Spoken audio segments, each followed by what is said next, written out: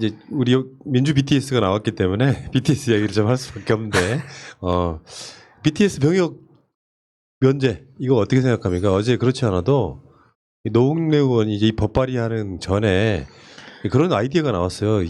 동시 입대를 시키자. 그래서 군인 신분으로 세계 투어를 하게 하자. 그럼 된다. 뭐 이렇게. 국위선양. 네.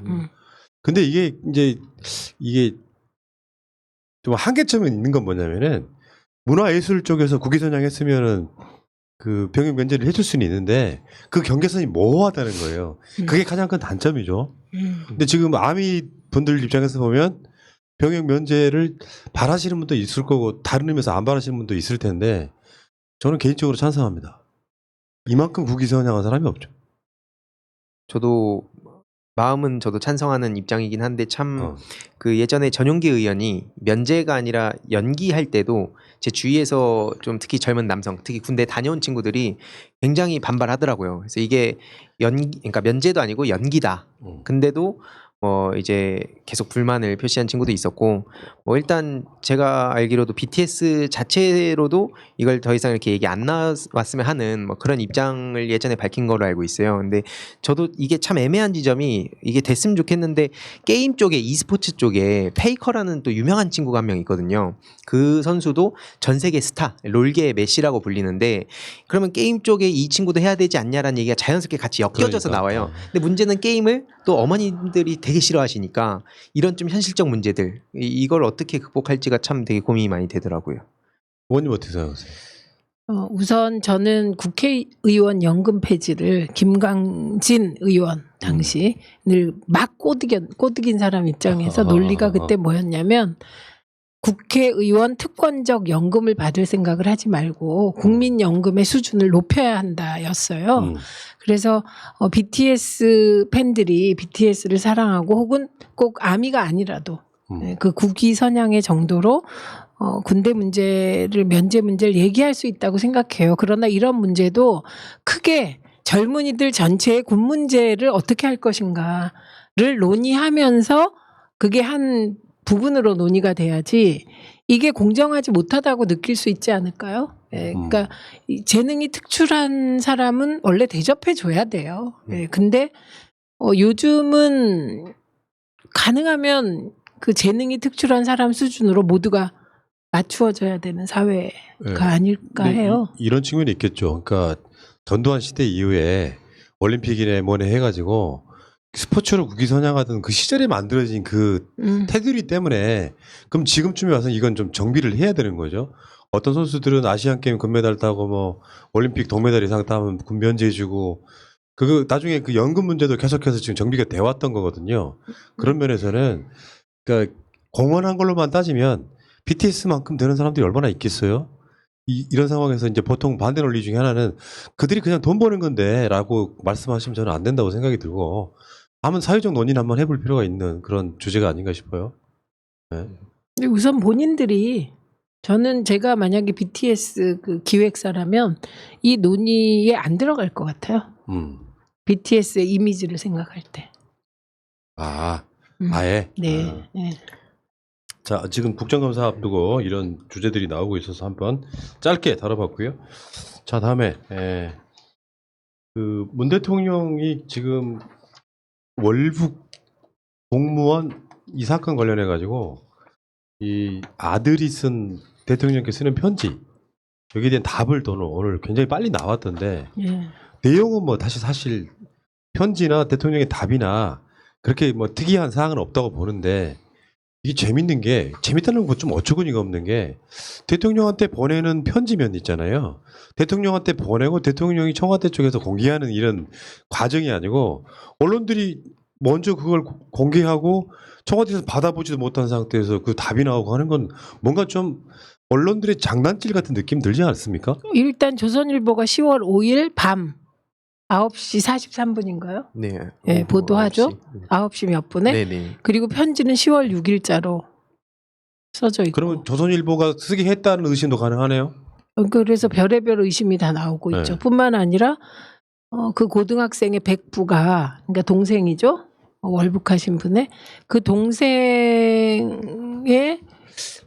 그 아들이잖아요. 근데 그 큰아버지가 하태경 의원하고 지금 네, 보조를 지금 네. 같이 하다 보니 여러 가지 의심이 나올 수 있는 상황 같아요. 음. 음. 하태경 의원은 지금 군대도 안 갔다 오신 분이 이제 그 형님이란 분과 다니면서 뭐 유엔에 뭘 제소를 하네 만에 뭐 반기문 총장도 비슷한 이야기를 하긴 했는데 이게 예를 들어 순수해지려면요 정치 세력이 개입하지 말고 있는 그대로 좀 했으면 좋겠는데 그게 지금 조선일보가 장난질 치는 것 같은 느낌 들면 사람들은 그렇게 그걸 순수하게 안 보거든요. 이게 뭔가 다른 게 묻어버린 거죠.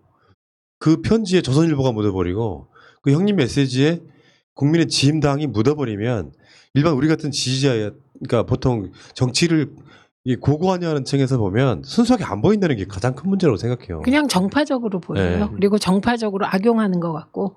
그래서 저는 이 대목에서 그 강력하게 국방부에 촉구하고 싶은 건 월북이면 월북을 확실하게 하라는 거예요. 네. 애매모호한 태도를 취하지 말고. 그리고 그렇게 되면 그 국힘당은 사실 2013년에 박근혜 정부 초기에 월북하려던 사람을 사살한 전력이 있지 않습니까? 비서까지 세웠습니다. 네, 기념비. 예, 그렇기 때문에 그에 준해서 처리하면 될 것 같습니다. 근데 좀 그걸 애매하게 처리하고 뭐 아니면 아니고 기면 긴 건데 예, 국방부가 어쨌든 월북이다 이건 거의 그렇게 얘기를 한 거 아닙니까?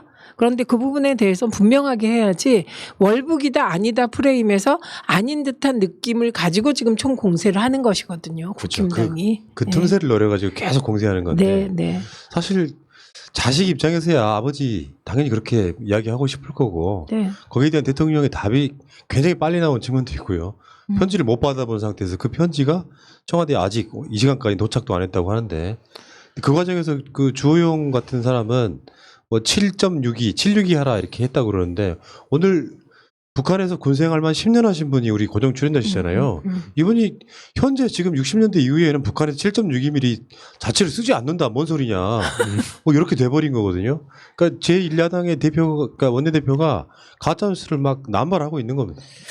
그러니까 저는 이거는 민주당이 보다 원칙적으로 분명하게 대응해야 이 사안이 끝날 수 있다고 생각합니다.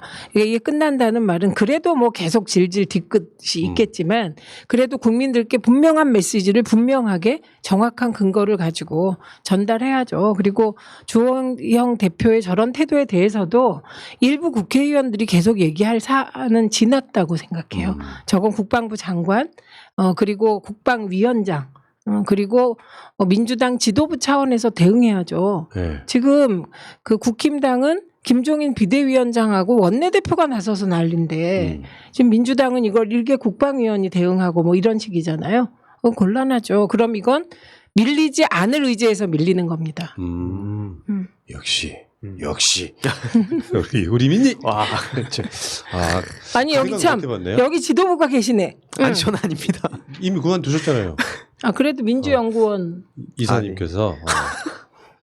아니 저는 뭐 다른 것보다도 이 쇼 정치에 대해서 진짜 최근에 그 팽수라든지 이근대위 인기 좀 있다고 그걸 또 국감 부른다고 하는 거랑 하태경 씨가 또 젊은 남성들이 되게 좋아하거든요. 그 일베의 그 감성을 되게 빨리 캐치해서 이준석 씨랑 하태경 씨가 사실 주 정치권에 계신 분들은 되게 말도 안 된다 이렇게 만만하다 이런 말씀하시는 분들이 많이 계셨는데 저는 좀 약간 생각이 달랐던 게 지금은 이게 티가 안 나는데 일베도 10년 전엔 이렇게 안 됐거든요. 근데 그게 시간이 지나고 이 어떤 상징성을 띠다 보니까 저는 그런 면에서 하태경 이준석이 좀 빨리 대비를 해야 된다. 민주당도 특히 저런 일베에 막 보여주기식의 정치하고 그들의 열광하는 짓만 하는 하태경 씨를 어떻게든 빨리 대처를 해야 된다고 생각합니다. 너무 심각해요 지금. 그러니까 그 문제도 제가 국회에 있을 때 일베하고 싸우다가 협박도 받았다고 얘기했잖아요. 네. 너네 딸이 네 딸이 어느 학교 몇 학년인지 안다 이렇게 그런 협박도 받았는데 그때 청소년위원회가 일베를 폐쇄시킬 권한을 가지고 있어요. 그런데 당시 규정에서는 그게 프로테이지로 정해져 있어요. 일배에 그 문제되는 게 몇 프로 이상이어야 된다 이런 거. 그런데 사실 프로테이지가 문제가 아니잖아요. 네. 그죠? 정말 극악한 그 외국 같은 경우 극악한 인종차별적 요소라든지 나치를 찬양한다든지 이런 거 용납 안 되듯이 우리나라의 경우에도 5.18을 비하한다든지 여성 비하를 한다든지 성적 모욕을 한다든지 이런 것에 대해서는 특별한 조치를 내려달라고 요청했으나 그때는 청소년위원회가 박근혜 때니까 안 됐어요. 근데 문재인 정부 들어서도 이런 노력이 없었다는 부분에 대해서 저는 오히려 굉장히 안타까운 거죠. 일베 사이트 자체에 대해서 뭔가 할 수 있어야죠. 거기 들어가 보면 정말 성적 비하가 장난이 아니에요. 그런데 그 김재련 변호사는 왜 일베에 대해서는 가만히 있습니까? 그러니까 저는 이거 정의당에서 그 정의당도? 여성 인권 예. 그렇게 얘기하면 이 일베에 대한 최전선에서 싸워야 되거든요. 네, 근데 네. 왜 여긴 침묵하는지 이해가 안 갑니다. 예. 알겠습니다. 어쨌건 간에 지금 제 결론은 이런 거예요. 리얼미터가 국민의 지임을 망치고 있습니다. 그러니까 되게 명절 기념 여론조사 대여섯 개가 나오면 민주당하고 국민의 지임 지지율이 거의 2배 차이잖아요. 리얼미터는 계속해서 뭐 추석 민심 밥상 어쩌고저쩌고 하면서 민주당의 오차 범인에 접근하니까 거기 그냥 고무 받아가지고 막 총기 난사 수준으로 발목 잡기를 하는데 거기 국가 기밀을 막 누설하고 가짜뉴스 살포하고 이 과정 속에 예전에 새누리당, 뭐 자유한국당, 미래통합당 이런 수준으로 다시 돌아가는 거죠. 그러니까 야, 저 자리는 정말 그런 자리인가 보구나 이런 생각을 해봤습니다.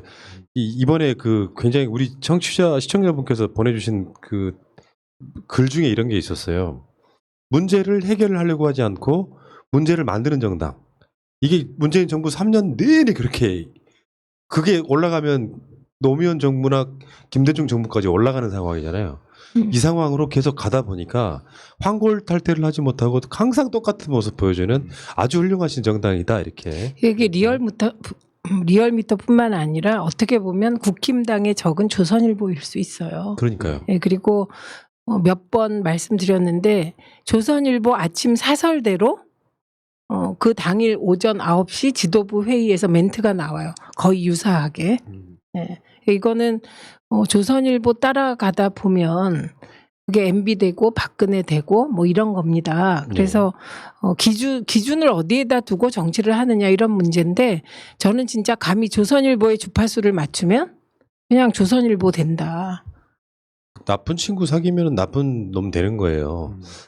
참, 네. 알겠습니다. 자, 그 이야기 여기까지. 네.